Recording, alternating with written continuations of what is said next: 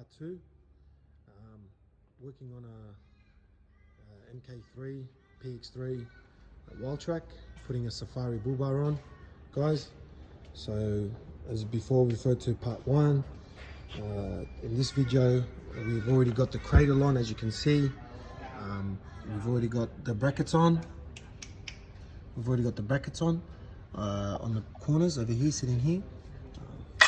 We'll bolt this up a little bit, just make sure you tighten all the bolts up.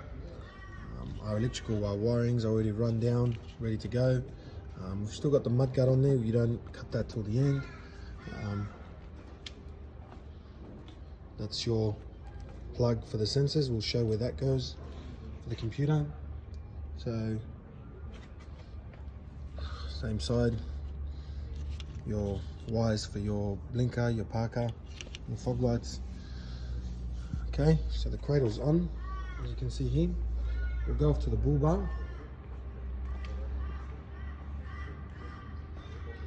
So we've already run. It's basically just take off and put on. All your sensors are here. That's your main cable that just connects. You got your sensor 1, sensor 2, sensor 3, sensor 4. You will require, on some cars, just matters what Ranger it is or what vehicle it is, you might be required to make extra holes on the bar, on the bull bar itself.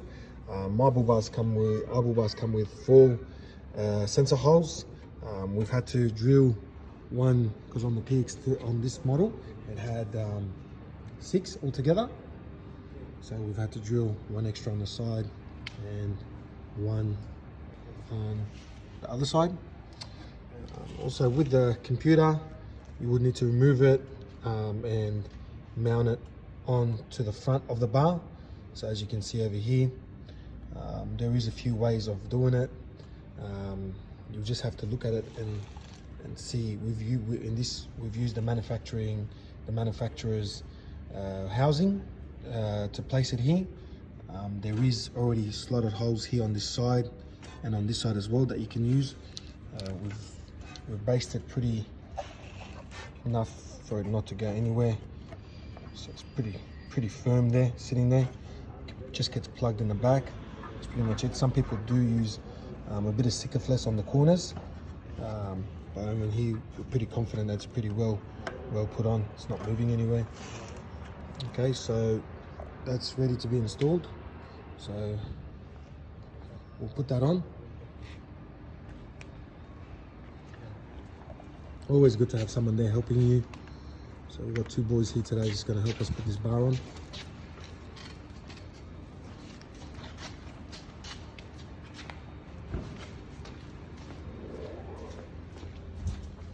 As mentioned before, there is no need for bumper bar cuts or anything like that.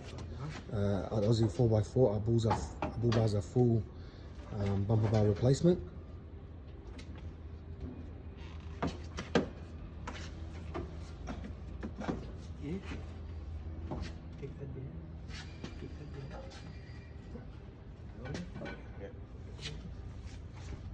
Always good to have someone there helping you, just to lock it in, like mentioned on our other installation instructions. But if someone's holding it, you'll be able to just put the nut and bolt on one side each. That way that will help you get it on, lock it in, and then you can come to the adjustments. So at the moment, we'll just go and work side by side.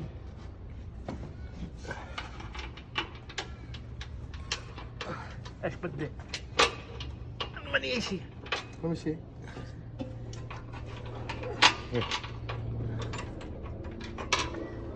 ده لفوق ولا تحت؟ ايه هلا ايه ريكي؟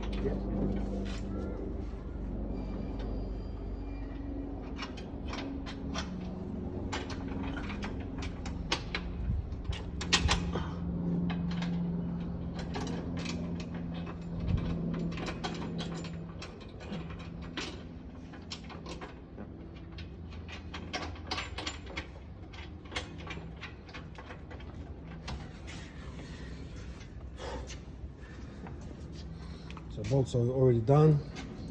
You can now adjust it once you have it to the correct size you want. As mentioned before, our bull bars are full bar replacements.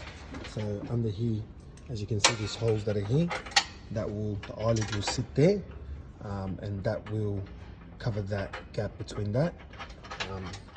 Also, just on this side, you'll see that it's a full bar replacement. That will be adjusted to what you like. We advise leaving about a 20mm gap.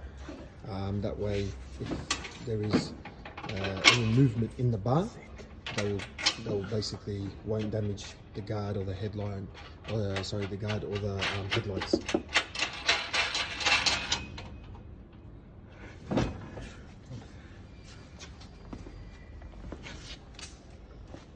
So all the sensors are done there.